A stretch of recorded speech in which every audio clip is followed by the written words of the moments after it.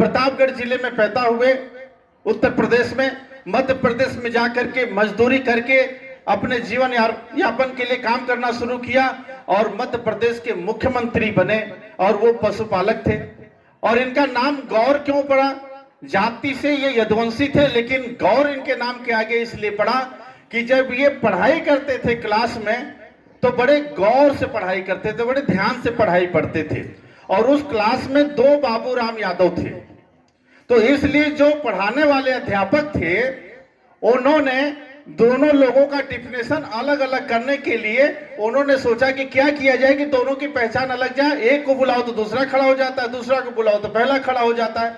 तो ये बहुत ध्यान से पढ़ाई पढ़ते थे और गौर से पढ़ाई पढ़ते थे, इसलिए कहा कि तुम्हारा नाम बाबूराम गौर कर देते हैं। तब से ये बाबूराम यादव से बाबूराम गौर हो गए।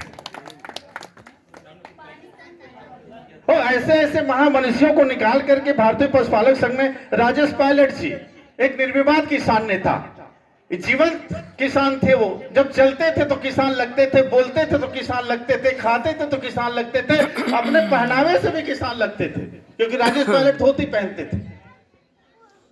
तो ऐसे ऐसे लोगों का जाति, धर्म और पार्टियों की विचारधारा से ऊपर उठ करके समावेशी विचारधारा को लेकर के भारतीय पशुपालक संघ आगे बढ़ रहा है। तो निश्चित रूप से ये एक अनंत यात्रा है और इस अनंत यात्रा में हम सब लोगों को आहुति देने की जरूरत है, क्योंकि आने वाला जो भविष्य है वो खेती और किसानी का है।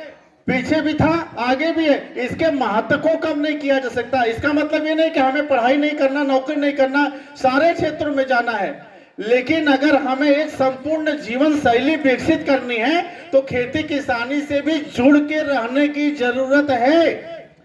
आज बड़े बड़े पदों पर जाने के बाद, सेवानिवृत्त होने के बाद लोग गांव की तरफ भाग रहे हैं, फार्म हाउस बना रहे हैं, प्रकृति के बीच में रहना पसंद कर रहे हैं, इसलिए कि एक समय में हमें प्रकृति से जुड़ना ही होता है, स्वाभाविक जिंदगी से जुड़ना ही होता है। ये मानव स्वभाव है और हम लोग तो बहुत भाग्यशाली हैं कि हम लोग पैदाइशी प्रकृति से जुड़े हुए हैं, किसानी से जुड़े हुए हैं, खेती से जुड़े हुए हैं। हम लोगों के पूर्वजों ने यह काम करते हुए हम लोगों को यहाँ तक पहुंचाया है।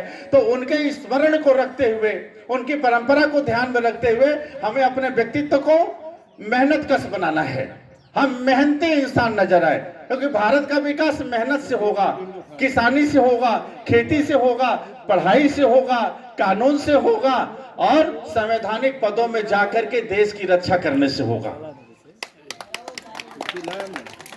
तो दोस्तों, आज भारतीय पशुपालक संघ को इस व्यापक स्वरूप से देखने की जरूरत है और इस व्यापकता में ही हमारे देश की संस्कृति छुपी हुई है, हमारे देश का